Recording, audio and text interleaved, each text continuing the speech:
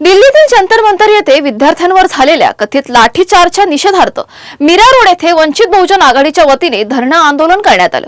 पक्षाचे राष्ट्रीय अध्यक्ष ॲडव्होकेट बाळासाहेब आंबेडकर यांच्या नेतृत्वाखाली काशीमीरा पोलीस ठाण्यासमोर सरकार विरोधात घोषणाबाजी करण्यात आली। या आंदोलनात विविध पक्षांचे कार्यकर्ते तसेच नागरिक सहभागी झाले होते। विद्यार्थ्यांवरील कारवाईचा निषेध करत शांततेच्या मार्गाने आंदोलन करण्यात आल्याचं आयोजकांकडून सांगण्यात आलं। शिक्षणाच्या संदर्भात, लोकशाहीच्या संदर्भात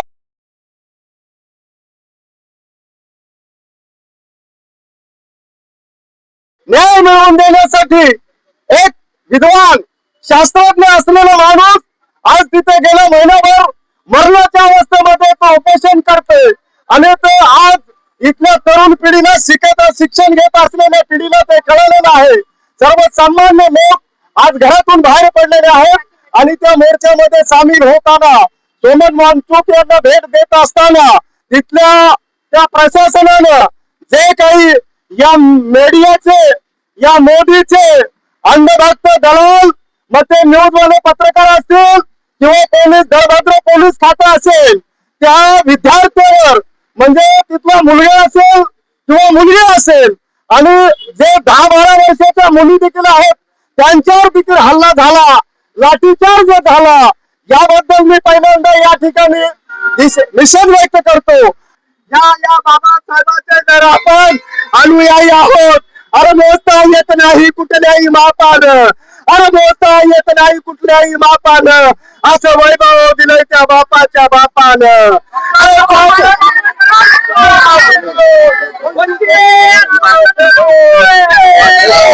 अरे जातीवादी मनुवादी लोकांनो, तुमची मनुसमृद्ध बाबासाहेब जगातला विद्वान, जगातल्या विद्वान बाबासाहेबांनी सिम्बॉल ऑफ द नॉलेज, जगातल्या ज्ञानाचं प्रतीक म्हणजे बाबासाहेब आंबेडकरांनी पुस्तक झालंय आणि ते मनुवाद्याचं। आणि पुन्हा हे हरामखोर भाजप सरकार मनुवादी शासन करण्याचं, सर्वांना गुलाम करण्याचं हे षडयंत्र चालू आहे। तिथे पोलीस प्रशासनाशी निगडीत नव्हती, पण तरी सुद्धा मुलांवरती, महिलांवरती लाठीचार्ज करण्यात आलेला। आमचं फक्त एवढंच मागणं आहे, शिक्षण मंत्र्यांनी जेवढ्या लवकर होईल तेवढा लवकर राजीनामा द्यावा। त्याचबरोबर ज्या मुलांवरती केसेस दाखल केलेल्या आहेत त्यालाही पोलीस प्रशासनाने किंवा न्यायपालिकेने त्या केसेस मागे घेण्यात याव्यात ही विनंती। आणि त्यांच्याशी जाऊन संवाद साधायला पाहिजे, त्यांच्या मागण्या काय आहेत ते समजून घ्यायला पाहिजे, त्याच्यावर विचार करायला पाहिजे। पण हे गव्हर्नमेंट जे आहे ते साधं संवादला पण जात नाही आणि त्यांच्यावर लाठीचार्ज करतं। अशा सरकारचा मी फर्स्ट निषेध करते।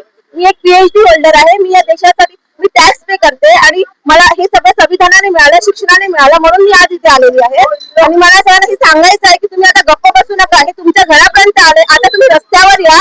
ही लढाई फक्त एखाद्या पार्टीची किंवा एखाद्या लोकांची किंवा एखाद्या जातीची नाही, ही आपल्या येणाऱ्या पिढीची आहे आणि त्या पिढीसाठी आपल्याला सगळ्यांना एकत्र येऊन एज्युकेशन सिस्टमला व्यवस्थित करणं ही आपली युची जबाबदारी आहे, सगळ्या लोकांची जबाबदारी आहे। तर सगळे आपले मतभेद विसरून सगळ्यांनी एकत्र या आणि ह्या सरकारचा निषेध करा।